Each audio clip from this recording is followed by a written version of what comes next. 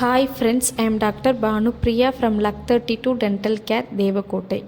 இன்றைக்கி நாம் எதை பற்றி பார்க்க போகிறோம் அப்படின்னா, நம்ம லைஃப்பில் எல்லாருமே சந்திச்சிருக்கக்கூடிய ஒரு ப்ராப்ளம் என்னென்னா வாய் துர்நாற்றம்.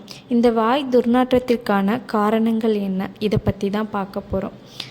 மெயின் காரணங்கள் என்னென்னு பார்த்தோன்னா, கம் டிசீஸ், அதாவது ஈறு பிரச்சனைகள் இருக்கவங்களுக்கு கண்டிப்பாக வாய் துர்நாற்றம் இருக்கும்.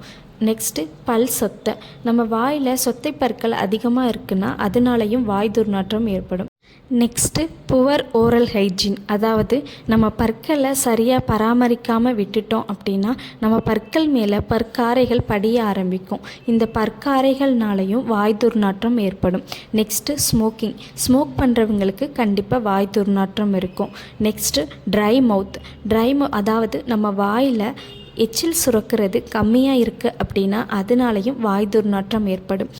நெக்ஸ்ட்டு நாம் ரெகுலராக சாப்பிட்ற சில மாத்திரைகள் நமக்கு வாய் துர்நாற்றத்தை ஏற்படுத்தும். நம்ம வாயில் இருக்க பிரச்சனைகள் தவிர வேறு எந்தெந்த பிரச்சனைகள்லாம் வாய் துர்நாற்றத்தை ஏற்படுத்தும் அப்படின்னா, டான்சிலைட்டிஸ், அதாவது நம்ம தொண்டை பகுதியில் ஏதாவது இன்ஃபெக்ஷன் இருக்குது அப்படின்னா அதனால வாய் துர்நாற்றம் ஏற்படும். நெக்ஸ்ட்டு சைனசைட்டிஸ் ப்ராப்ளம் இருக்கவங்களுக்கும் இந்த வாய் துர்நாற்றம் இருக்கும். நெக்ஸ்ட்டு டைஜஸ்டிவ் ப்ராப்ளம், அதாவது செரிமான பிரச்சனைகள் இருக்கவங்களுக்கு இந்த வாய் துர்நாற்றம் ஏற்படும். நெக்ஸ்ட்டு லங் டிசீஸ், நுரையீரல் பிரச்சனைகள் இருக்கவங்களுக்கும் இந்த வாய் துர்நாற்றம் ஏற்படும்.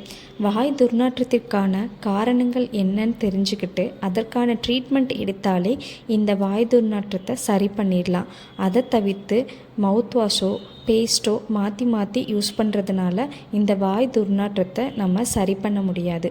இந்த வீடியோ உங்களுக்கு யூஸ்ஃபுல்லாக இருக்கும்னு நம்புகிறேன். தேங்க்யூ ஃபார் வாட்சிங்.